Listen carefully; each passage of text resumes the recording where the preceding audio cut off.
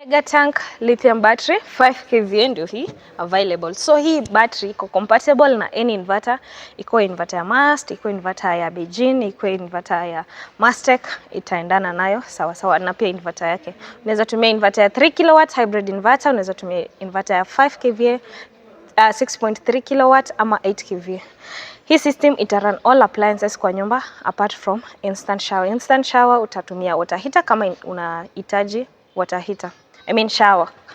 Then the good thing about it, unaweza tumia kwa iron box, water pump, pia unaweza tumia kwa fridge, microwave, dishwasher, dispenser na lights pia. Tuko na kubwa yake ndio hii, difference ni size, in 10 kVA, in 5 kVA. Hii inakuja na free wifi router. Kama unataka hii system inakupatia free wifi router.